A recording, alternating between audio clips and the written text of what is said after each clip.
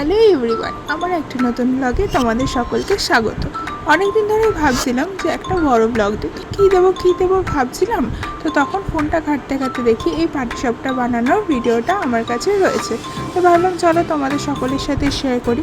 জানো তো, আমিও কিন্তু পাটিসাপটা ঠিক বানাতে পারিনি, এবার প্রথম বানালাম। যেহেতু এবার পৌষ পার্বণের সময় আমার মা আমার সাথে ছিল, তো আমার মা আর আমি মিলে বানালাম। চলো দেখা যাক কেমন হয়েছে।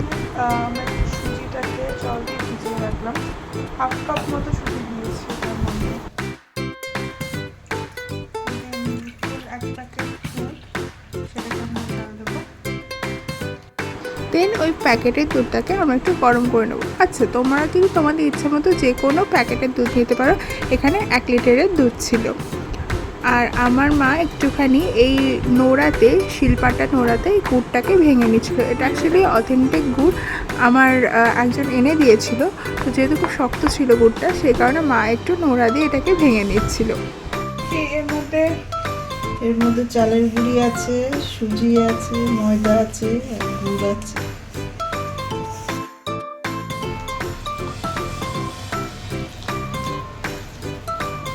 এখন আমি এর মধ্যে এই যে দুধটা আছে, গরম দুধটা এর মধ্যে দিয়ে এবার এটাকে ভালো করে মাখবো। আচ্ছা, দুধটা দিয়ে মাখার পর ব্যাটারটা ঠিক এইরকম হবে, না বেশি মোটা না বেশি পাতলা, একদম তোমরা দেখে নাও এরকম হবে।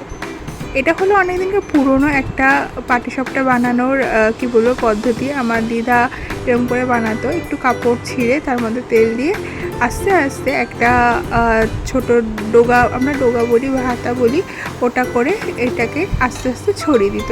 তো বাদবাকিটা তোমরা দেখলেই বুঝতে পারবে।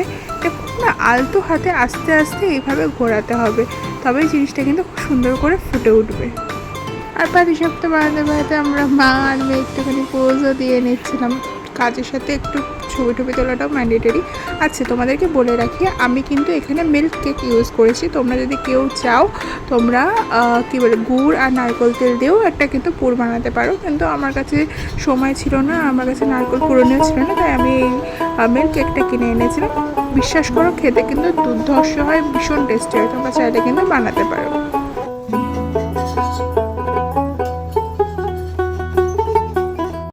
আস্তে আস্তে যখন এটার একটা পিঠ হয়ে যাবে, পেছন দিকটা দেখবে হালকা হালকা করে পেছন দিকটা দিয়ে ধোয়া বেরোচ্ছে। আর এই দেখো, তোমরা দেখলেই বুঝতে পারবে যে হালকা হালকা করে কিন্তু ভাজা ভাজা হয়ে গেছে। এবার আস্তে আস্তে করে একটা খুন্তি দিয়ে চাপ দিয়ে এটাকে ঘোরালেই ব্যাস আমাদের পাটিসাপটা কিন্তু রেডি।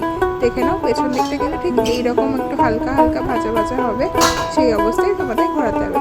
আর দেখো কত সুন্দর হয়েছে। কিছুটা আমিও বানিয়েছি, যেগুলো একটু খুলে খুলে গেছে সেগুলো আমিও বানিয়েছি। তো কেমন লাগলো আমার এই ভিডিওটা জানিও। Thank you for watching.